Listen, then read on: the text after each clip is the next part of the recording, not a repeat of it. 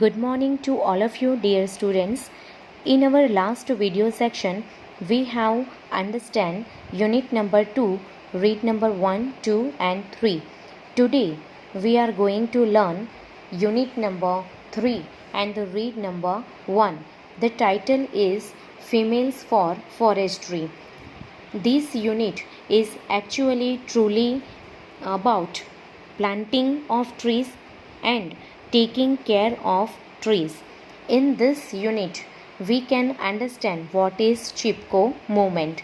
So, here I want to clear something that here I have underlined some word line by line and I have cleared the Gujarati meaning, so you can better understand while I will explain to you. So let's start with the first paragraph. First line, page number 26.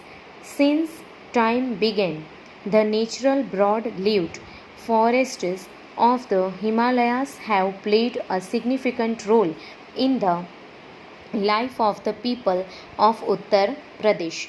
Since time began એટલે કે યુગોથી, natural broad લિવ્ડ એટલે કે કુદરતી પહોળા પાંદડા, and significant એટલે કે important જેને આપણે અગત્યનું કહીએ છીએ તે.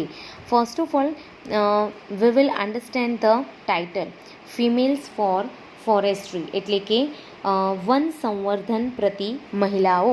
બરાબર છે. વન સંવર્ધન જે વનની કાળજી રાખે છે, જે પ્લાન્ટેશન કરે છે, જે સાચવે છે, એને આપણે શું કહીશું? વન સંવર્ધન.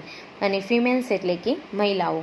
તો એના માટે મહિલાઓ કેટલી કાર્યરત છે એ બાબત પણ આ આખા યુનિટની અંદર આલેખેલી છે.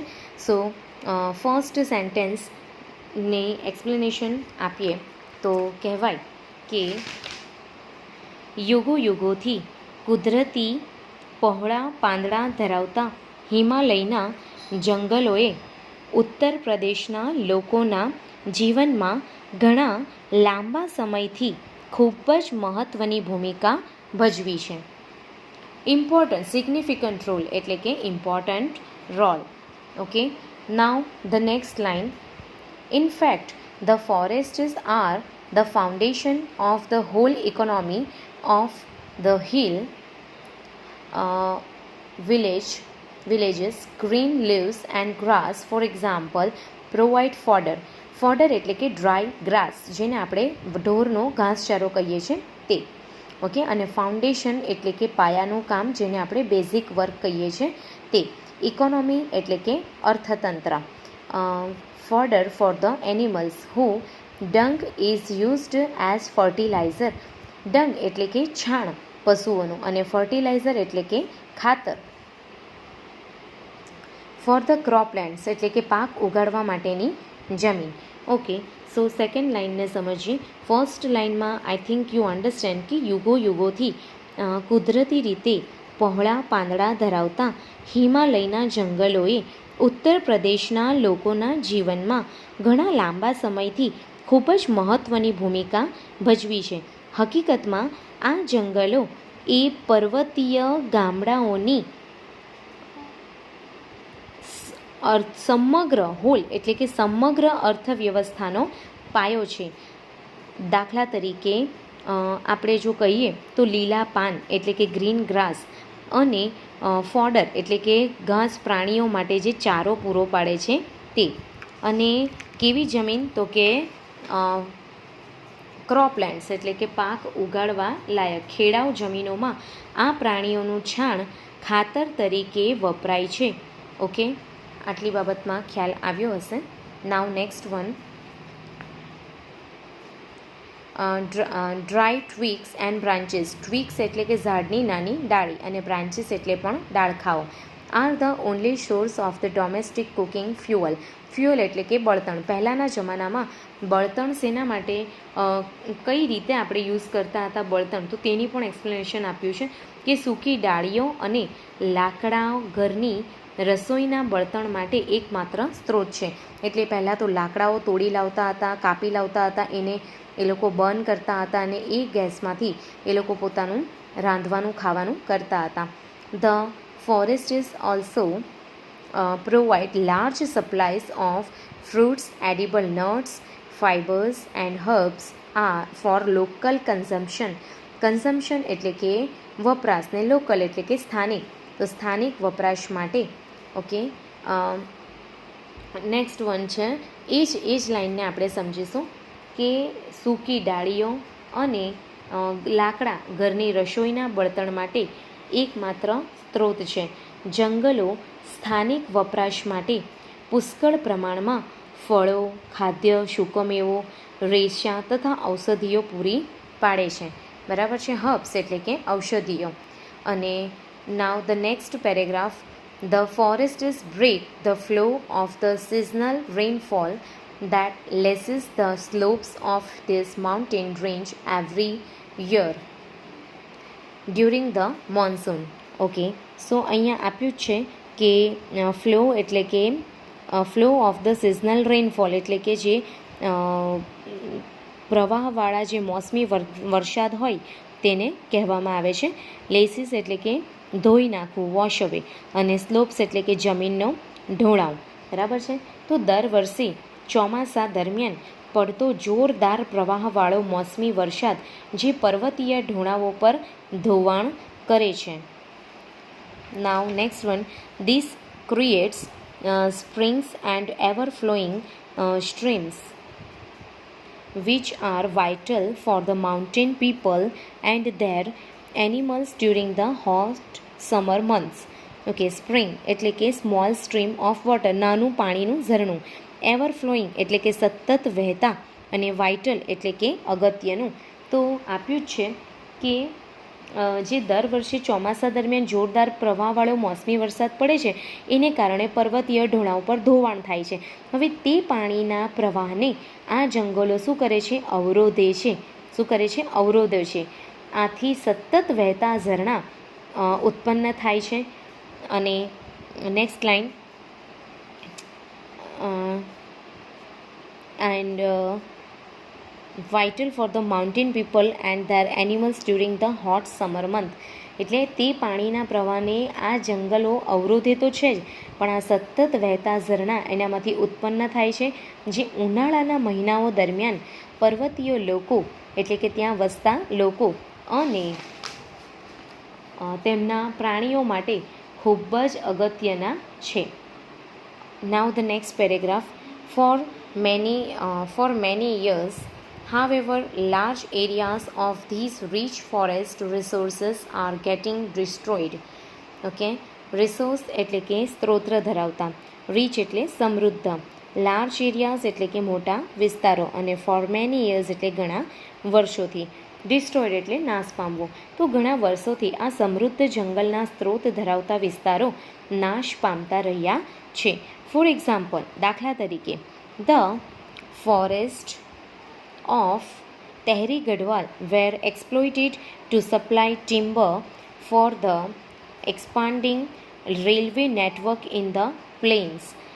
Europeans in Missouri wanted cultivation of new food crops like potatoes, leading to large-scale clearing of mixed oak forest. Okay, cultivation એટલે કે પ્લાન્ટિંગ ક્રોપ્સ, બરાબર છે, વાવણી કરવી, અને ક્લિયરિંગ એટલે કે આપણે વૃક્ષોને કાપીને જે સાફ કરેલી જમીન હોય એને આપણે ક્લિયરિંગ કહીશું. તો અહીંયાથી આપણે સમજીશું એક્સપ્લોઇટેડ એટલે પણ વાપરવું, બરાબર છે, એન્ડ ટિમ્બર એટલે કે એક પ્રકારનું ઇમારતી લાકડું, એક્સપાન્ડિંગ એટલે કે વિસ્તારવા માટે, પહોળું કરવા માટે, સ્પ્રેડ કરવા માટે, અને પ્લેન્સ એટલે કે સમથળ જમીન અથવા તો સપાટ ભૂમિવાળી મેદાની જમીન. તો અહીં કહ્યું છે કે દાખલા તરીકે મેદાન પ્રદેશમાં રેલવેની જાળ વિસ્તારવા માટે ઇમારતી લાકડું પૂરું પાડવા તહેરી ગઢવાલના જંગલો કાપવામાં આવ્યા. મસૂરીમાં સ્થાયી થયેલ, શેમાં? મસૂરી નામના સ્થળ છે, મસૂરીમાં સ્થાયી થયેલ યુરોપિયન લોકોએ બટાટા જેવા નવા ખાદ્ય પાકોની ખેતી માટે ઓક વૃક્ષ ધરાવતા મિશ્ર જંગલોનું મોટા પાયે નિકંદન કર્યું, એટલે કે એને નાશ કરી નાખ્યો. There was clearly a contradiction between the village people's basic needs and the requirements of the state to earn money. Okay, એટલે કહેવામાં આવ્યું છે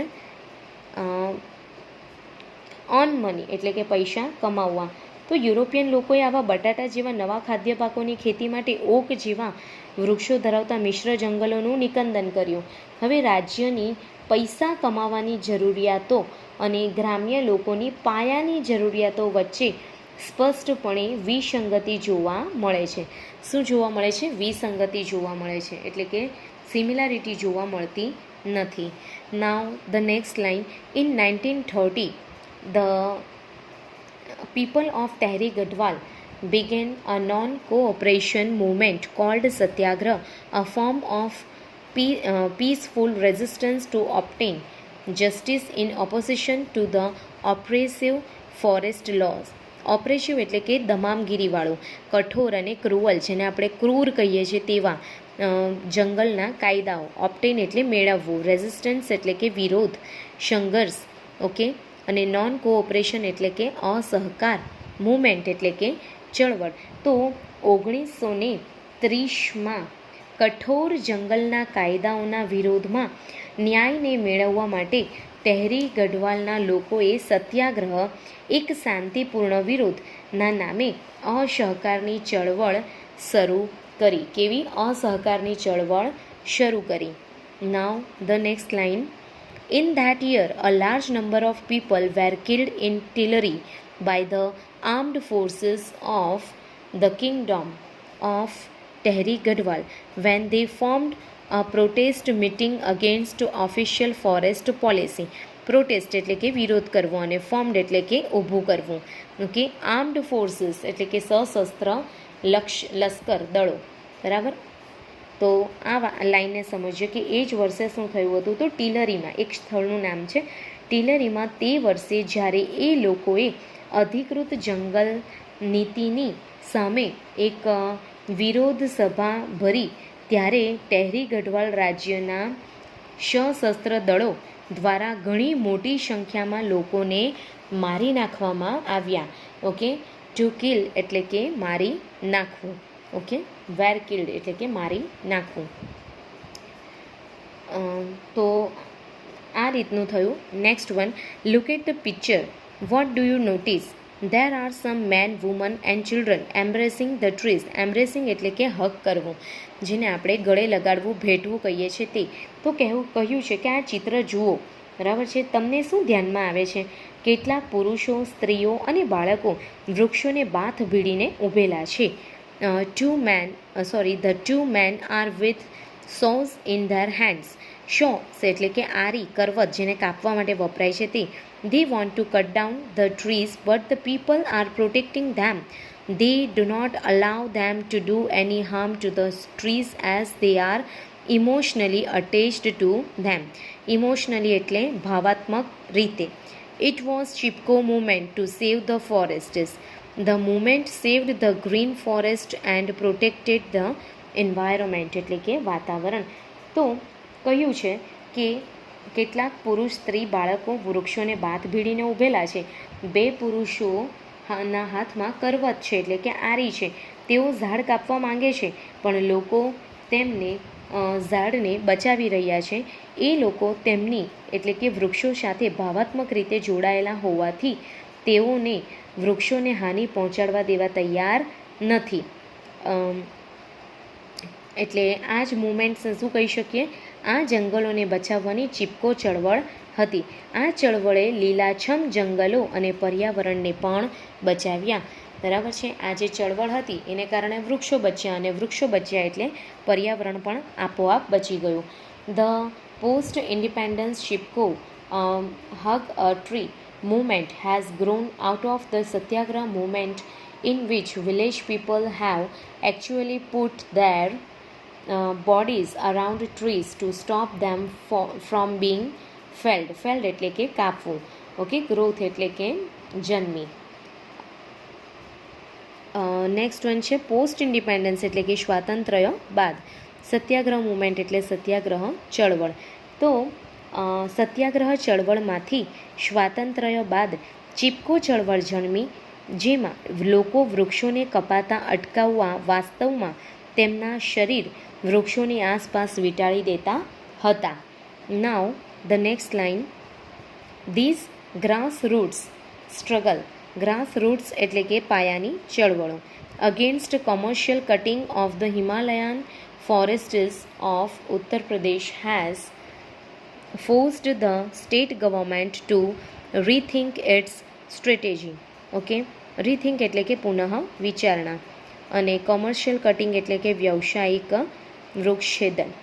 ઓકે, અને ફોર્સ્ડ એટલે કે મજબૂર કરી. ગ્રાસ રૂટ્સ એટલે કે પાયાની ચળવળો. તો ઉત્તર પ્રદેશના હિમાલય વિસ્તારના જંગલોમાંના વ્યાવસાયિક વૃક્ષછેદનના વિરોધ માટેની પાયાની ચળવળે સરકારને તેમની વ્યૂહરચના માટે પુનઃ વિચારણા કરવા મજબૂર કરી. Next line. In fact is now band above a height of 1000 meter, but there are large areas of degraded forests and the forest department has failed to reforest them. Okay, degraded એટલે કે ક્રમશઃ નાશ પામવું, આમ જેને ધોવાણથી નાશ થયેલું હોય તેવું. રિફોરેસ્ટ એટલે પુનર્વનીકરણ, બરાબર, ફરીથી પ્લાન્ટેશન કરવું તે.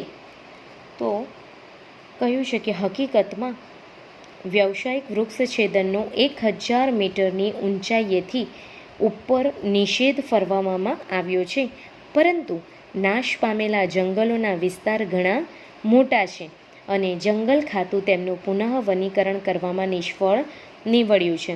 પરિણામે શું થયું તો એ જોઈશું આપણે કે એઝ અ રિઝલ્ટ એટલે પરિણામે there is now a severe scarcity of animal fodder and domestic fuel and acute water shortage. The women suffered the most. In many parts of the hills, women now have to walk all day to collect the daily requirements of fodder, fuel and water. Daily requirement એટલે રોજિંદી જરૂરિયાતો. Inspired by the Chipko movement, the village women have now started to manage and protect local forests to ensure their regeneration એટલે કે નાશ પામેલા વૃક્ષોને ફરીથી ઉછેરવાનું, અને લોકલ ફોરેસ્ટ એટલે સ્થાનિક જંગલો, પ્રોટેક્ટ એટલે રક્ષણ, ઇન્સ્પાયર્ડ એટલે કે પ્રેરાઈને, અને એન્શ્યોર એટલે પણ નિશ્ચિત કરવું.